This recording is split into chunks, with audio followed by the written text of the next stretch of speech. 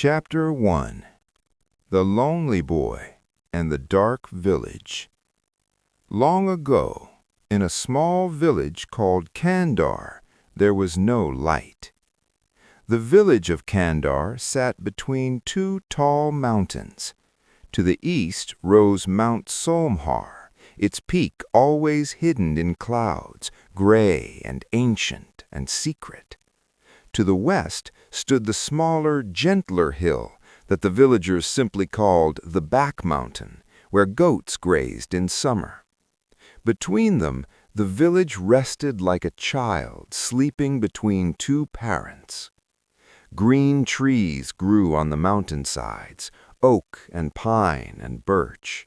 A clean river ran beside the village, its water so clear that on sunny days you could see every pebble at the bottom.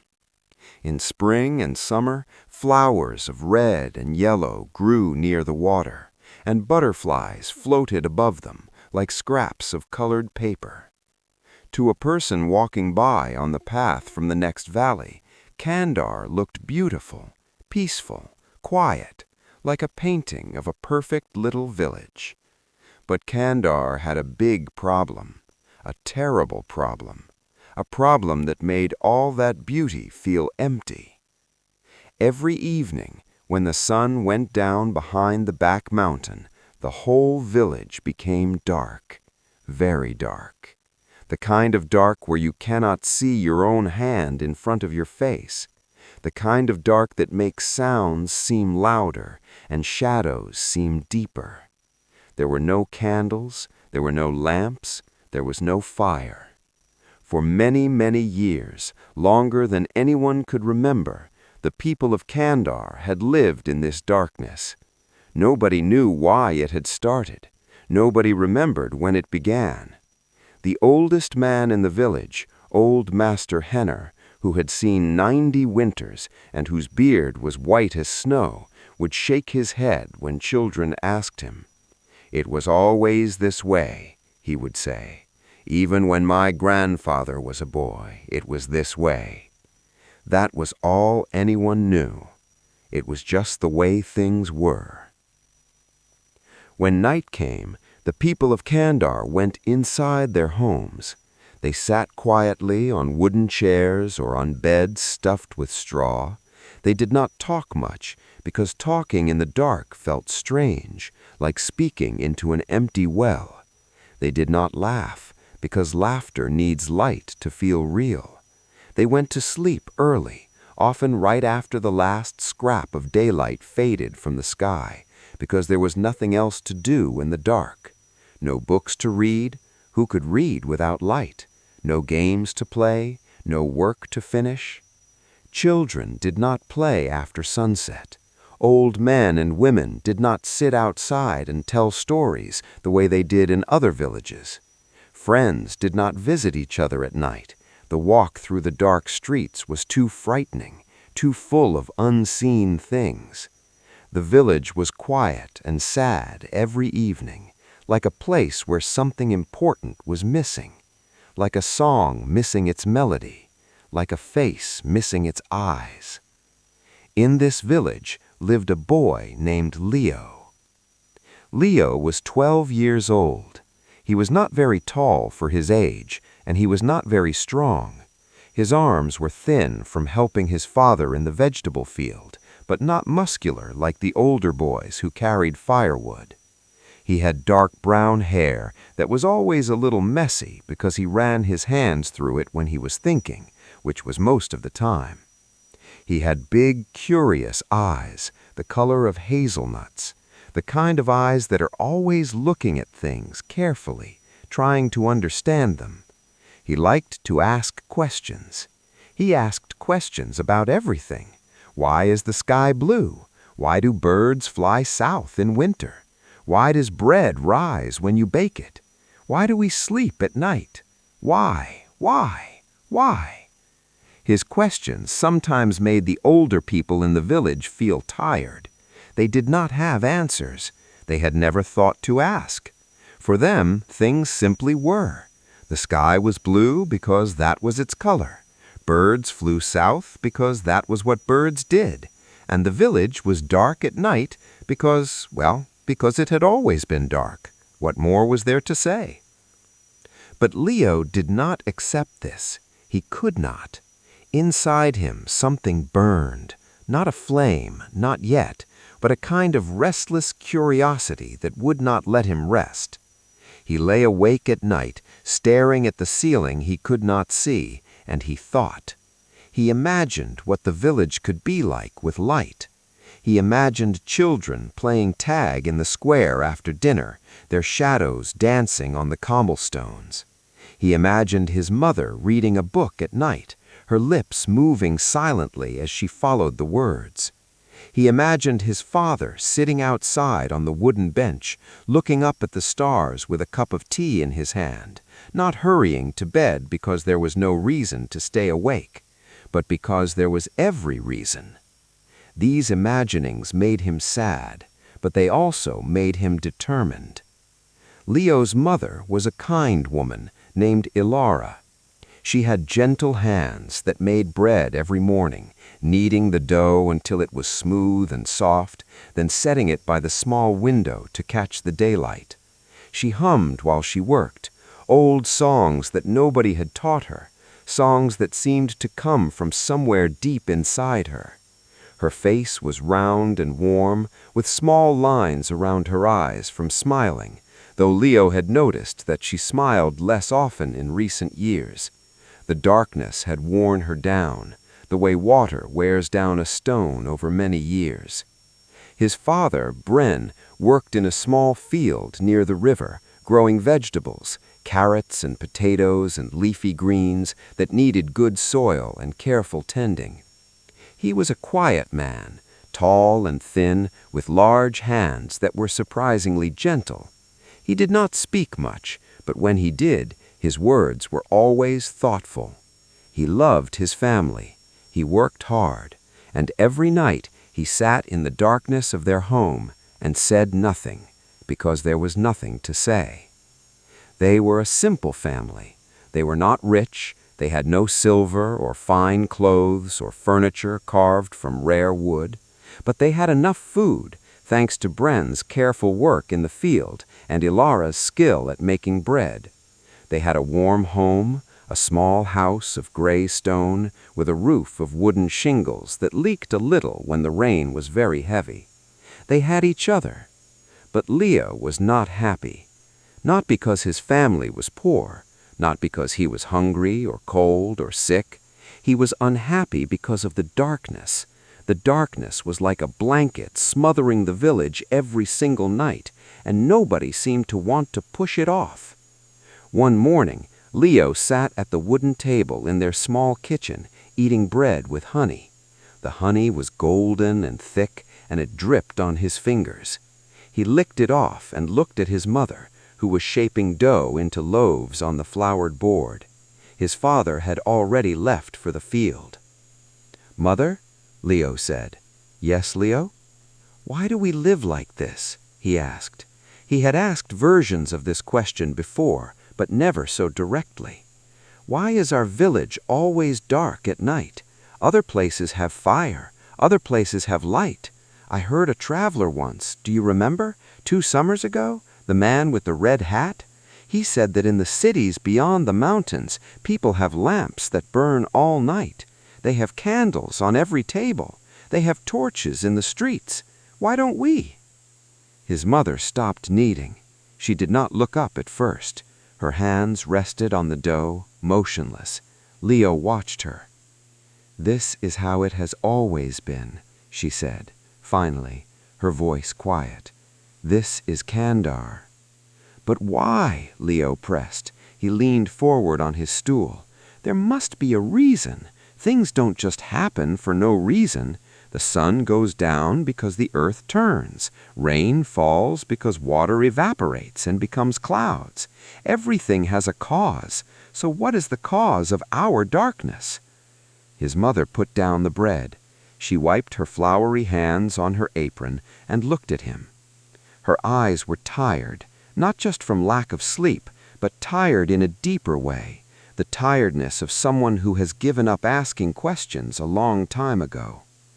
"A long time ago," she said slowly, choosing her words with care. "There was fire in Kandar. There was light. Candles burned in every home. Lamps hung from hooks by every door. But something happened. The fire went away. It disappeared. Nobody knows how to bring it back. Many people tried, brave people, strong people, wise people. They all failed. They returned with empty stories and empty hands." She paused, and her voice grew softer. "Please, Leo, do not ask about this again. It only makes things harder." She turned back to her bread. Leo stared at the honey on his plate, watching it slowly spread across the clay. His heart was beating faster now. He had never heard this before, that people had tried to bring back the light, that they had failed, that the fire had been taken, not lost. Taken, he thought, not lost, taken. He finished his bread in silence. He helped his mother wash the dishes. He went outside into the morning sun, blinking in the brightness. The village of Kandar looked peaceful in the daylight. Children running, women hanging laundry, men sharpening tools. But Lyle saw it differently now. He saw it as a place waiting for something, a place that had forgotten what it was waiting for. That afternoon, he walked to the edge of the village, near the big forest that grew at the foot of Mount Salmhar. He often came here to think. He sat on a flat rock that was warm from the sun and looked at the trees. The forest was thick and dark, not the friendly kind of forest, but the kind that made you feel small and quiet. Birds sang somewhere inside it, but their songs were different from the songs of the village birds, deeper, older. Lyle picked up a small stone and turned it over in his hands, thinking about what his mother had said. Many people tried. They all failed. He wondered what had happened to them. He wondered if any of them had gotten close. That was when he saw the smoke. A thin line of gray smoke was rising from inside the forest, about 100 paces from where he sat. It went up into the blue sky slowly, like a question mark made of air. Lyle stared at it. Smoke meant fire. Fire meant light, and light meant everything. He stood up. He looked back at the village. He could see the small shapes of houses, the moving dots of people. His mother would be taking the bread out of the stone oven about now. His father would be pulling weeds from between the carrot rows. Then he looked at the forest, at the smoke. He walked into the trees. Chapter 2. The Old Woman at the Edge of the Forest. The forest was thick. The trees were tall and old, with wide trunks that 3 people holding hands could not have circled. Their bark was rough and gray, covered in patches of pale green moss. Long branches stretched overhead, blocking most of the sky. The light inside the forest was green and soft, like being under water. Dust motes floated in the few beams of sunlight that found their way through the leaves. Birds sang somewhere above him, high, thin songs that echoed slightly. Leaves moved in a gentle wind that Lyle could not feel on his skin. Lyle walked carefully. He stepped over roots that rose from the ground like sleeping snakes. He pushed branches away from his face, and they sprang back behind him with soft rustling sounds. The air smelled of damp earth and old wood and something else, something sweet, like wildflowers growing somewhere out of sight. He followed the smoke, which appeared and disappeared between the trees as the wind shifted. After about 10 minutes of walking, though it felt longer because the forest seemed to stretch time, he came to a small clearing. It was an open space in the middle of the trees, almost perfectly round, as if someone had cut a circle out of the forest. In the clearing stood a tiny house. It was old and small, no bigger than a shed. The walls were made of gray stone fitted together without mortar, the way very old walls are built. The roof was covered with thick green moss that hung down over the edges like a shaggy blanket. Wildflowers grew around the door, bluebells and white daisies and small yellow flowers that Lyle did not know the name of. A thin chimney made of stacked stones rose from one end of the roof, and from it the smoke was rising into the sky. An old woman sat outside the house on a wooden chair. She was very old, older than anyone Lyle had ever seen. Her face had many lines, deep as riverbeds, running across her forehead and around her mouth and eyes. Her hair was completely white, not gray, but white like fresh snow, and it was pulled back in a tight bun at the back of her head. But her eyes were bright and sharp, the color of dark honey, and they missed nothing. She was knitting something with dark red wool, her needles clicking softly in the quiet air. She did not look up when Lyle walked into the clearing, but she spoke. "I wondered when you would come," she said. Her voice was not old and crackly as Lyle had expected. It was clear and strong, like a much younger woman's voice, though there was something ancient underneath it, like the sound of wind passing through a deep cave. Lyle stopped walking. He looked at her carefully. His heart was beating fast, but he tried to stay calm. "Do you know me?" he asked. "I know of you," she said, still not looking up from her knitting. Her needles clicked on. "The boy who always asks why. The boy who cannot sleep for wondering. The boy who looks at the dark and thinks, this is not right. Sit down." She nodded toward the small wooden stool near her chair. Lyle had not noticed it before. It was low and round, made of a single piece of wood that had been sanded smooth by many years of use. He sat on it. He looked at the chimney. Smoke was still rising from it, thin and gray. "You have fire," he said. "Yes," she said. Her needles kept moving. "How? Nobody in Kandar has fire. My mother said it disappeared long ago. She said people tried to bring it back and failed, but you have it, right here in the forest." The old woman finally stopped knitting. She laid her work on her lap. It looked like a scarf, though it was hard to tell, and looked at Lyle. Her dark honey eyes studied him for a long moment, as if she was reading something written on his face. "Your mother is correct," she said. "The fire of Kandar disappeared many years ago, more years than there are leaves on the trees of this forest. It was taken, stolen, carried away to the top of Salmhar, the tall one you can see from the village, the one whose peak is always in the clouds. There it still burns today, inside a great stone at the very top. The stone is called the Heart of Fire." Lyle felt his breath catch. "Who took it?" "A creature," the old woman said. Her voice dropped slightly, becoming softer, more serious. "Long ago, in a time before your grandparents' grandparents were born, a creature came to this valley. It had no name that anyone remembers, but people called it the Shadow Thief. It was made of darkness, not like the darkness of night, but a thicker darkness, a hungrier darkness. It fed on the absence of light. It hated flames the way a wolf hates a trap. It climbed Salmhar one night when the moon was new and the stars were hidden by clouds, and it found the fire, the great fire that had warmed Kandar for centuries. The Shadow Thief could not destroy the fire because fire is older and stronger than any creature of darkness, but it could trap it. It gathered the fire into its claws and pushed it deep inside a stone at the mountain's peak, a stone that had been there since the mountain was born.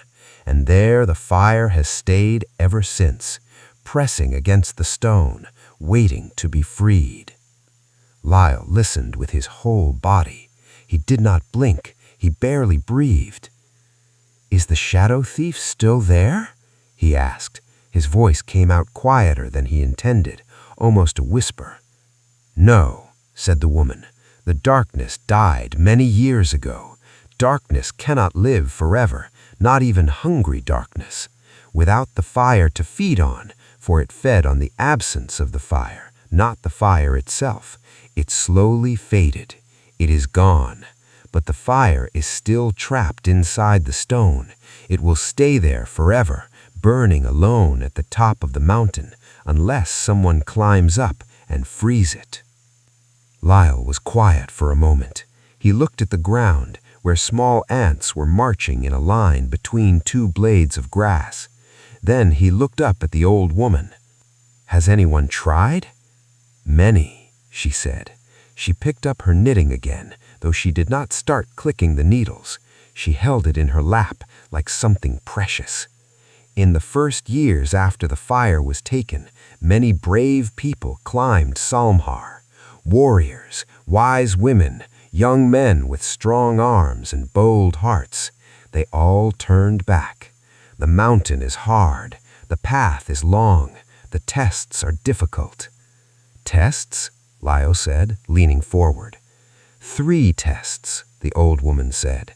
"The mountain has 3 tests for every person who tries to climb it. These tests are not tests of strength, not the kind where you lift heavy stones or wrestle wild beasts. They are tests of character. A person can be very strong and still fail. A person can be very clever and still fail. The mountain does not care about your muscles or your mind. It cares about what is inside you." She paused, and her eyes seemed to look through Leo, past him, into some distance he could not see. A person can be small and still succeed. Leo sat very still. The birds sang in the trees above. A small wind moved through the clearing, making the wildflowers nod their heads. He thought about his village. He thought about the darkness every night, the silence, the sadness. He thought about his mother's tired face and his father's quiet despair. He thought about the children who had never seen a candle flame. "Tell me about the 3 tests," he said. The old woman looked at him for a long time. The clicking of her needles stopped. The forest seemed to hold its breath. Then she nodded, once. "The first test is the test of honesty," she said. "The second is the test of patience. The third is the test of sacrifice." She folded her hands over her knitting. "I will not tell you more than this. The mountain will show you the rest. Each person sees the tests differently. They take the form that person needs. To tell you more would be to prepare you, and the mountain does not allow preparation. You must face each test as it comes, with no warning, no practice, no advice." "Then I want to try," Leo said. He stood up from the stool. His legs felt shaky, but his voice was steady. The old woman looked at him. She did not look surprised. She did not tell him no. She did not warn him of the dangers or ask him if he was sure. She simply reached beside her chair, into the air, it seemed, though later Leo would remember that there was a small wooden box there, and picked up a small cloth bag. It was made of rough brown fabric, tied at the top with a leather cord. She held it out to him. "Take this," she said. "Inside there is a small candle. It is the last piece of the old fire, the fire of Kandar that I kept safe all these years. A small piece broke off from the great fire before the shadow thief took it, and I have kept it hidden here in this forest, waiting for someone who needed it. This candle will guide you in dark places. It will show you the path when your eyes cannot see. But be careful. If the flame goes out, it cannot be relit, not by any means in this world. Protect it with your life." Leo took the bag. It was light, lighter than he expected. He untied the cord and opened it carefully, peeking inside. There, nestled in a bed of soft wool, was a small white candle, no longer than his finger and thinner than his thumb. At the top, a tiny yellow flame burned quietly. It did not flicker. Even though the wind was moving through the clearing, it did not smoke, it just burned, steady and patient, as if it had been waiting for him for a very long time. It was the most beautiful thing he had ever seen. He had seen fire before, of course he had. The cooking fire in his mother's stone oven produced heat and light during the day, though it was never allowed to burn after sunset. But this was different. This flame seemed alive in a way that other flames did not. It seemed to know him. "Thank you," he said. He looked up at the old woman, but she had closed her eyes. Her hands were back on the knitting, and the needles were clicking again. Her face was peaceful, empty of expression, as if he were no longer there, as if she had already forgotten him. Leo put the bag carefully in the inside pocket of his jacket, the pocket over his heart, where it would be safe. He turned away from the house and walked to the edge of the clearing. Through the trees he could see the mountain, Solmar. Its peak was hidden in gray clouds, as always, but now he knew what was up there. Fire, light, hope. He began to walk. Chapter 3.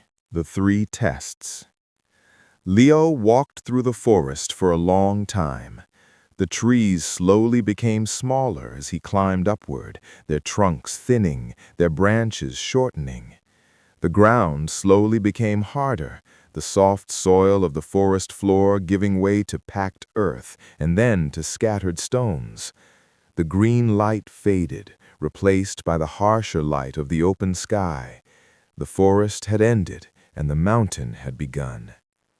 He climbed up a rocky path that switchbacked across the mountain's lower slope. The stones were not too difficult at first, mostly small, loose rocks that slid under his feet if he wasn't careful. He used his hands sometimes to help him climb over bigger boulders that blocked the path. His palms scraped against rough stone, but he did not mind. He was not afraid. He was excited. His heart was beating fast, but it felt good, the way your heart beats before something important, something that matters. He thought about his parents. They would be worried when he did not come home before sunset. His mother would stand at the door, looking out at the darkening village, calling his name. His father would walk to the edge of the fields and peer into the twilight. Leo felt a small pang of guilt, but he pushed it down. He would explain everything when he returned. He would show them the light.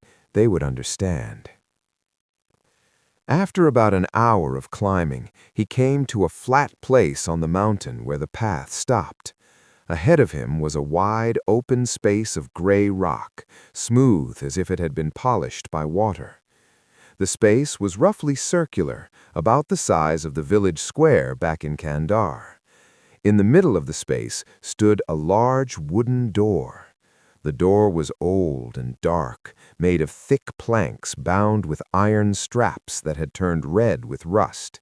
It had a heavy iron ring for a handle and no keyhole that Leo could see. But strangest of all, the door had no wall around it. It was just a door, standing alone on the mountain, in the open air, facing nothing. Behind it, Leo could see more rocks and the path continuing upward. The door was not blocking anything. It was simply there. Above the door, words were carved into a stone lintel. "Speak only truth, and the door will open."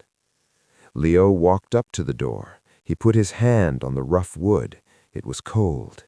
He pushed gently, but it did not move. He pushed harder. Nothing. He looked around. There was nobody there, just him, the door, the gray rocks, and the cold mountain air that smelled of stone and distance. Then, from nowhere, a voice spoke.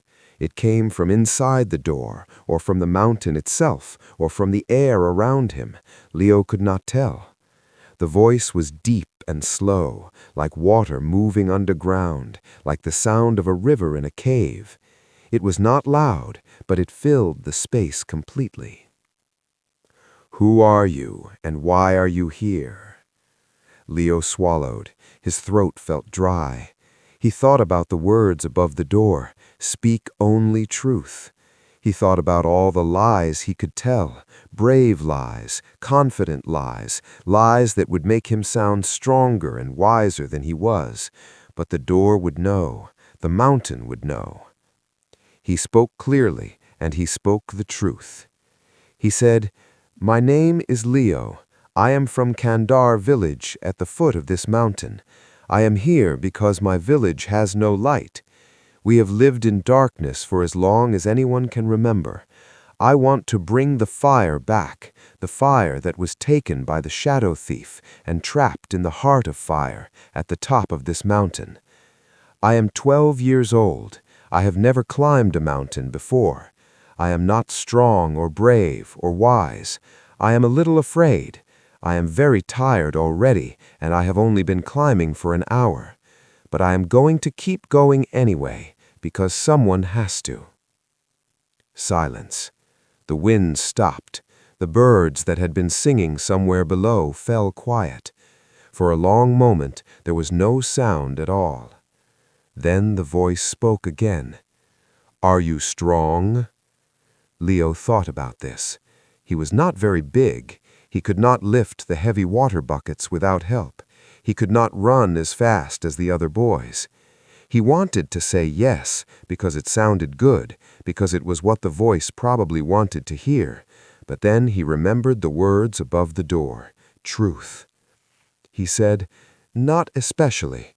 I am an ordinary boy. I get tired. My arms ache when I carry things. I cannot do a pull-up on the barn beam like my friend Tomas can. But I want to do this very much, and wanting something, really wanting it, that counts for something, doesn't it?"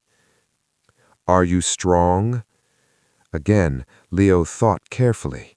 He had never been in a fight. He had never saved anyone from danger. He had never done anything that anyone would call brave. He said, "I don't know yet. I have never done anything truly brave before.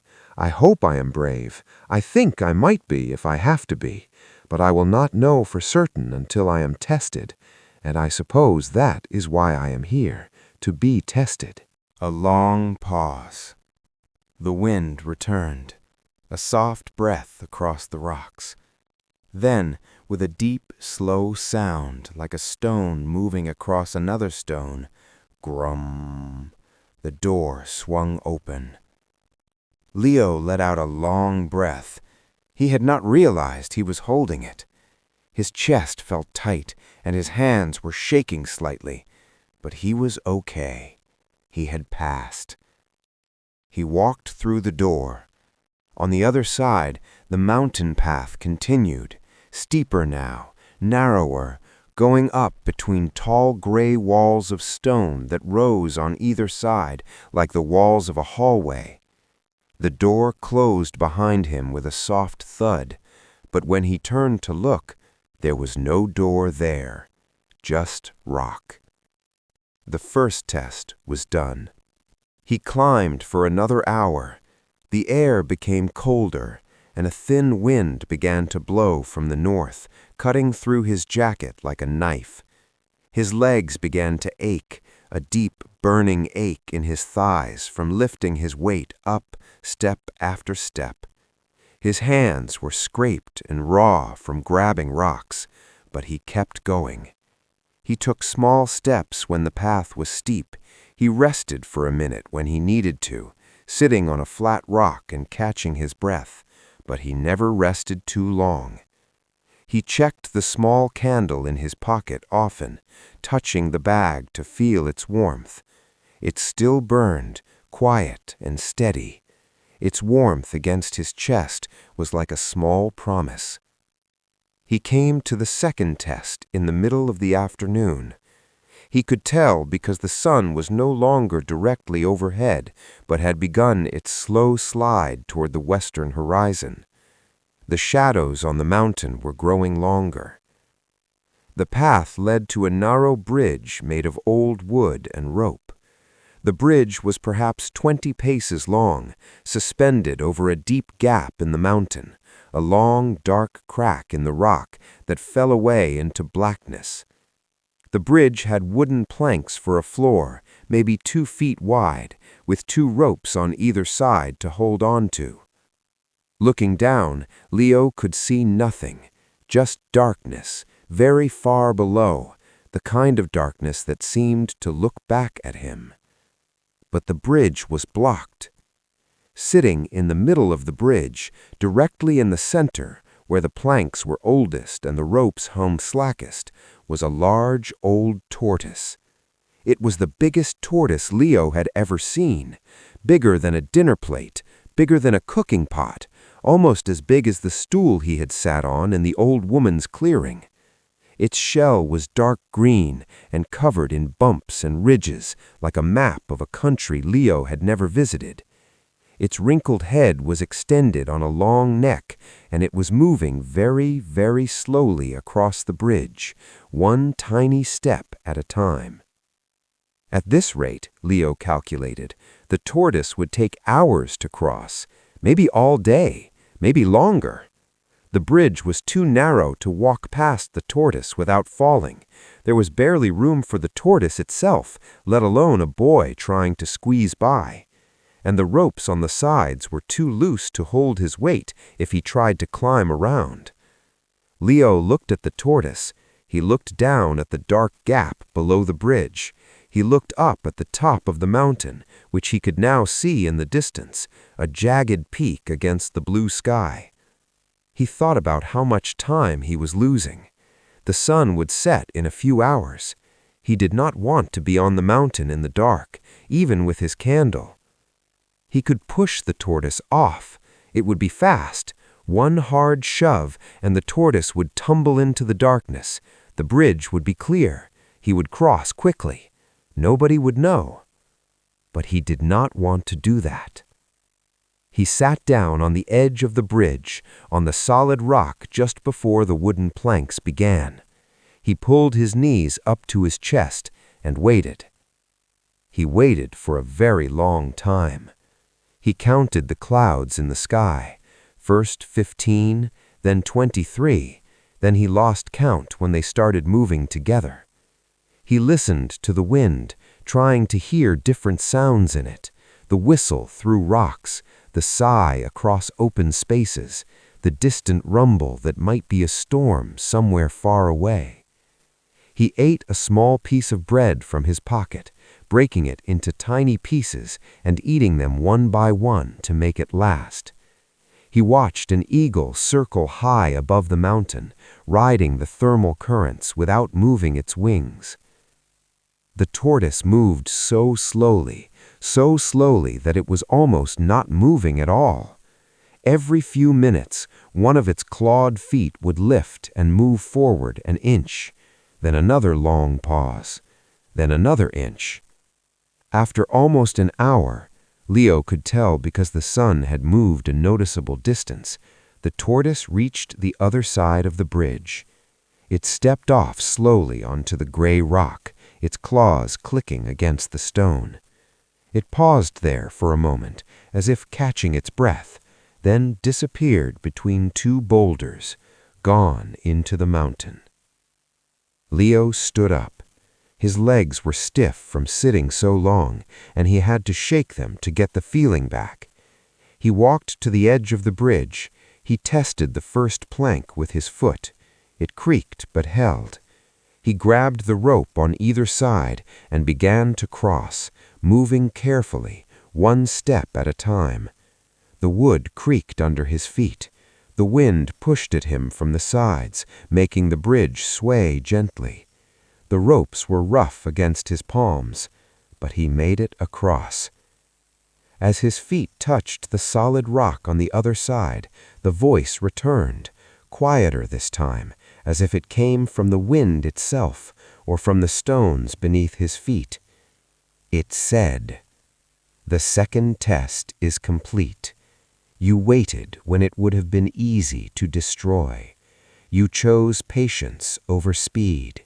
That is the test of patience. You have passed." Leo nodded. He had guessed it by then. He looked back at the bridge, which now looked ordinary and unthreatening, just a simple way to cross a gap. The tortoise was nowhere to be seen. He kept climbing. Chapter 4. The Climb Up the Mountain. The third test did not come for a long time. Leo climbed up through the late afternoon. The sky above him slowly turned from blue to orange to purple, the colors deepening and spreading like paint in water. The sun was getting low, touching the top of the back mountain in the west. He had not expected to be on the mountain so late. He had thought he would reach the top by midday, maybe early afternoon. But the mountain was bigger than it looked from below, and the path was harder than he had imagined. He began to feel nervous. A cold knot formed in his stomach. If night came, everything would be very dark. The mountain had no lights, no lamps, no fire, just stone and wind and the long drop down. He had never been alone in the dark before, not truly alone, not like this, except for his candle. He stopped climbing for a moment and took the small bag from his pocket. He untied the cord and looked inside. The tiny flame was still there, burning quietly, sending out just a little warm light. It made the inside of the bag glow softly, like a small sun in a small sky. It was small, but it made him feel less afraid. As long as the candle burned, he was not alone. He kept climbing. The path became very narrow, so narrow that he had to walk sideways in some places, pressing his back against the stone wall on one side, while his toes hung over the edge on the other. Below him, the land fell away steeply. He could see the forest far below. It looked like a dark green carpet, soft and far away. And beyond the forest, tiny and small, was Kandar village. He could see the small square shapes of the houses, the thin silver line of the river, the brown patches of the fields where his father worked. It looked so small from up here, so quiet, so far away. He thought about all the people inside those houses. He thought about them sitting in the darkness right now, waiting for morning. His mother would be standing at the door, looking out into the dark, calling his name into the empty night. His father would be walking the streets with a worried face, asking neighbors if they had seen the boy with the messy hair. Leo felt a sharp pain in his chest. Guilt and love mixed together. He pushed it down again. He would return. He would bring light. Then they would understand. He turned back to the mountain and kept climbing. As the sky turned dark blue and the first stars appeared, faint at first, then brighter as the darkness deepened, he reached a wide platform of rock. It was a flat area near the top of the mountain, about the size of a small room, with a natural wall of stone on one side and a sheer drop on the other. And here, in the fading light, he found something unexpected.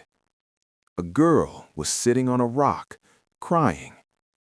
She was about his age, maybe a little older, 13 perhaps, or 14. She had long, dark hair that fell over her face in tangled strands. She wore a brown jacket that was torn in several places, with dirt smeared across the sleeves. Her face was dirty with dust and dried tears, and there were dark circles under her eyes from exhaustion. She was holding her right ankle with both hands, rocking slowly back and forth, making small sounds of pain. Leo stopped. He stared at her for a moment, not quite believing what he was seeing. Another person, on the mountain, alone, hurt, crying. He had not expected this at all. He walked toward her, his footsteps echoing on the stone. "Are you all right?" he asked. He felt it was a silly question. Clearly she was not all right, but he did not know what else to say. His voice sounded strange to him, too loud in the quiet of the mountain. The girl looked up. Her eyes were red and swollen from crying. She shook her head, a small, quick movement. "My ankle," she said. Her voice was rough from crying, scratchy and raw. "I slipped on the rocks about an hour ago. I think I hurt it badly. I cannot walk." Leo crouched down and looked at her ankle. Even in the dim light, the last light of dusk, fading fast, he could see it was swollen. The skin around it was puffy and purple. She had hurt it badly, badly enough that she would not be climbing any further tonight, maybe not for days. "Where did you come from?" he asked. He sat down on the rock beside her, so they were at the same level. "A village on the other side of the mountain, Tolvin. It's smaller than most villages. We also have no light, the same darkness, the same sad evenings. I heard a story, a traveler told it to my father, about the heart of fire at the top of Somhar, about how the fire was trapped there, waiting to be freed. I came to try to reach it. I thought I could do it alone." She stopped and looked down at her ankle. "I was wrong." "How long have you been sitting here?" Leo asked. "A long time," she said, "since midday. I called for help for a while, but nobody came. After a few hours, I stopped calling." Her voice cracked. "I thought I might die up here. I thought nobody would ever find me." Leo stood up and looked toward the top of the mountain. He could see it now, just a short climb above him, maybe 30 minutes of walking, maybe less. The path was steep but clear, winding up between two rock walls. In the darkness at the very top, he could see a faint glow, red and orange and gold, pulsing slowly, like a heartbeat made of light. The heart of fire. He was so close. He looked back at the girl. She was watching him with sad, tired eyes. She knew what he was thinking, that the top was close, that he should keep going, that she was not his problem. She had accepted this. Her face showed no anger, no blame, just sadness. "Go," she said quietly. "It's all right. You are so close. I will stay here. Maybe in the morning I can crawl down, or maybe someone will come. Go, please. Don't lose your chance because of me." Leo looked at the top of the mountain. The glow pulsed, warm and inviting. He could almost feel its heat from here. He looked at the girl. Her face was pale in the starlight. Her hands were shaking. He thought about the 3 tests: honesty, patience. He had passed those. But the third, the test of sacrifice, had not come yet. Or perhaps it was here, right now, sitting on a rock in front of him. He sat down on the rock beside her. "What is your name?" he asked. She looked at him, surprised. Her eyes widened. "Sura," she said. "I'm Leo. I'm from Kandar, on the other side of the mountain, and I'm not leaving you here. If you cannot walk, then we will find another way." "But the top," she started. "Will still be there. The fire has been trapped for hundreds of years. It can wait a little longer. Come on, put your arm around my shoulders." Chapter 5. The Storm and the Broken Bridge. It was slow, very slow. Sura put her left arm around Leo's shoulders. He put his right arm around her waist, careful not to squeeze too hard. Together they moved up the last part of the mountain, one small step at a time. Sura's good foot did most of the work, hopping and balancing. Leo carried as much of her weight as he could, leaning sideways to take the pressure off her injured ankle. His legs burned from the extra weight. His back ached from the awkward angle. His right shoulder, where Sura's arm rested, felt heavy and sore, but he did not stop. And Sura did not complain.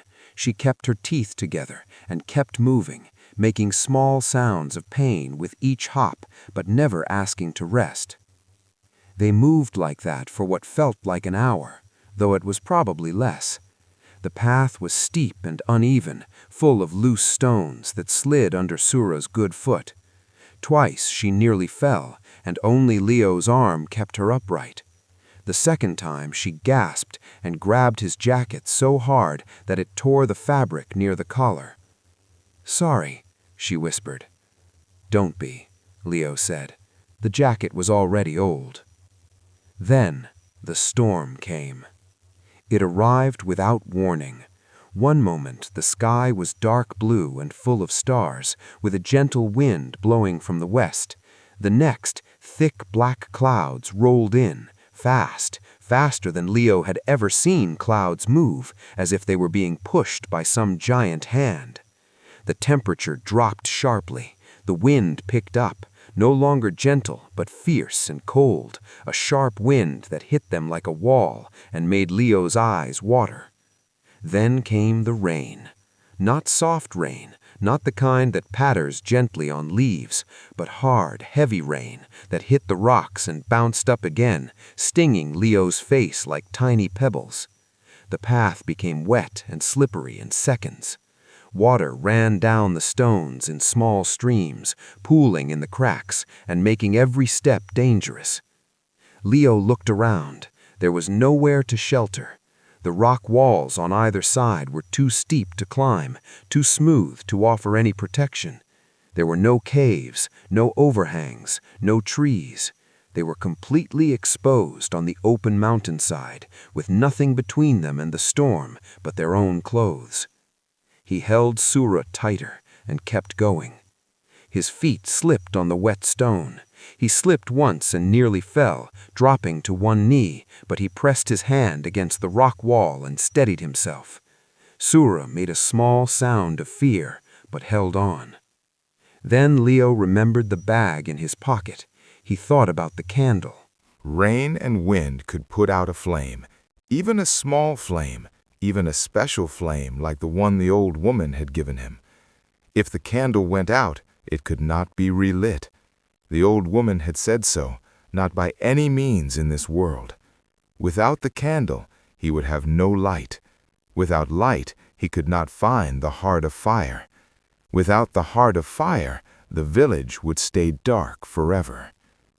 He stopped walking. "Sura," he said loudly over the noise of the storm. The rain was pounding on the rocks around them, a sound like 1,000 tiny drums. "Can you stand for a moment without me?" She looked at him, confused. Her hair was plastered to her face, dark and wet.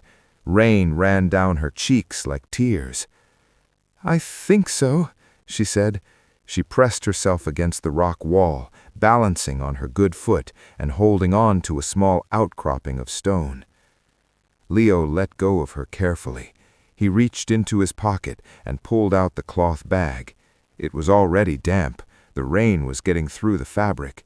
He could see the small glow of the candle through the wet cloth, but it was flickering for the first time. He had to act fast. He took off his jacket. It was his only jacket, warm, dark wool, the one his mother had knitted for him 2 winters ago. It was too small for him now, the sleeves ending above his wrists, but it was warm and it was his. He wrapped the bag with the candle inside the jacket, folding the wool around it carefully, making it as tight and dry as possible. Then he tucked the whole bundle inside his shirt, against his chest, where his body heat could keep it warm and the fabric of his shirt could keep it dry. He was now very cold. The rain hit his arms and neck and head. His thin shirt was soaked through in seconds. The wind was freezing, cutting through him like a blade. He shivered violently, his teeth chattering, but when he pressed his hand against his chest, he could feel the warmth of the candle through the layers. The flame was safe. He moved back to Sura. She looked at him, her wet hair plastered to her face, her eyes wide in the dark, her lips blue from cold.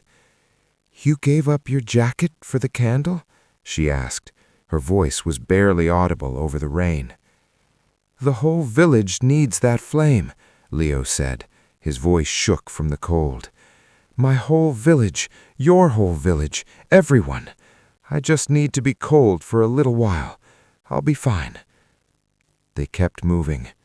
The storm lasted for about 20 minutes, though it felt like hours. Leo lost track of time. He lost track of everything except the next step and the next and the next. His body was numb with cold. His fingers were stiff and clumsy. His feet were blocks of ice. But he kept moving. Sura kept moving. Together they climbed. And then, as suddenly as it started, the storm stopped. The clouds moved on, rushing over the mountain and down the other side. The stars came back, brighter than before, as if the rain had washed the sky clean. The wind died down to a soft breeze. The rocks dripped quietly, and the only sounds were the distant rush of water somewhere below and the heavy breathing of 2 tired children. The whole mountain smelled of cold, clean water and wet stone.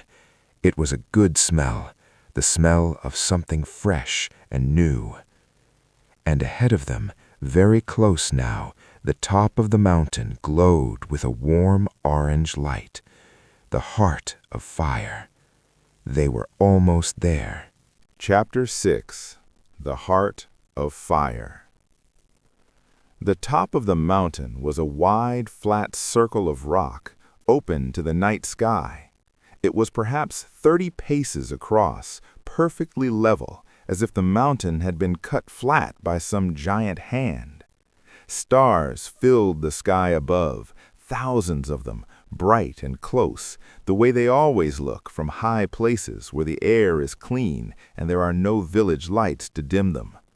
Leo had never seen so many stars. They seemed close enough to touch.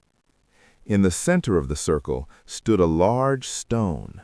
It was about as tall as a person and perfectly round, like a giant egg standing on its end. The stone was dark gray, almost black, but inside it, deep inside, at its very core, a fire glowed. Orange and red and white and gold, all the colors of fire mixed together, pushing against the stone, pressing to get out. The whole stone shook slightly with each pulse of the fire, a gentle trembling, like a heartbeat, like the mountain itself was alive. Leo and Sura stopped a few meters away from it. Both of them were breathing hard from the climb.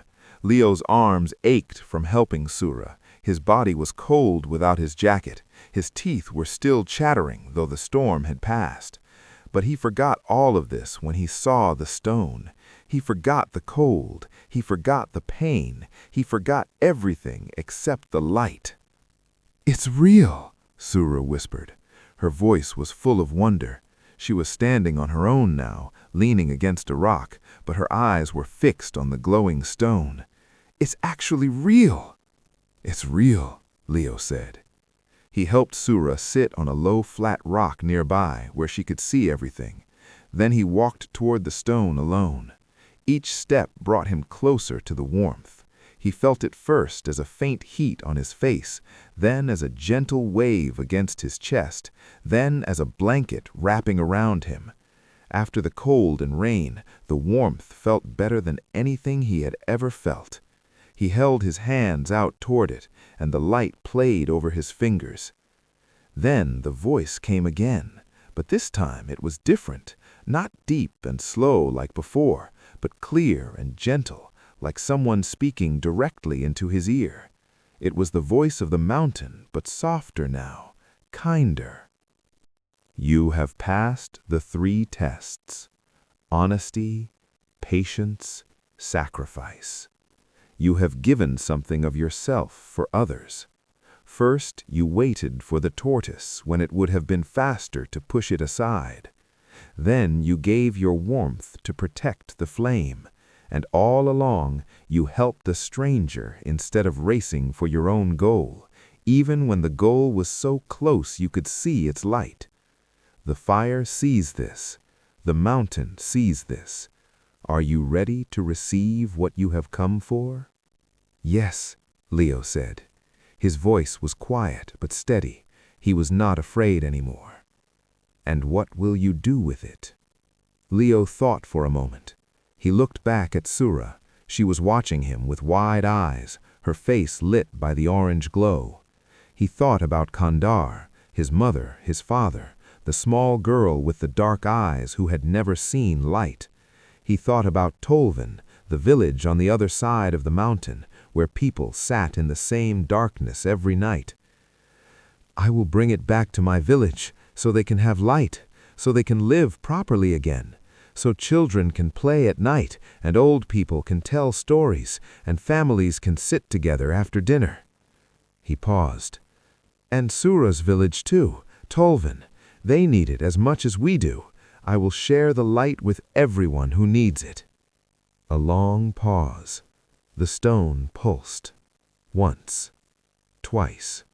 3 times. Each pulse sent a wave of warmth across the mountaintop. Then a crack appeared in the stone, a thin line running from the top to the bottom. Light poured out of the crack, warm and golden, so bright that Leo had to shield his eyes. The crack grew wider, spreading like a web across the stone's surface, and from inside the stone a flame appeared. Not a small flame, not like the candle in his pocket, but a strong, beautiful flame, tall and bright, the color of sunrise over the mountains. It floated up from the stone like something alive, like a bird taking flight, moving slowly toward Leo. He stood very still. He did not move. He did not even breathe.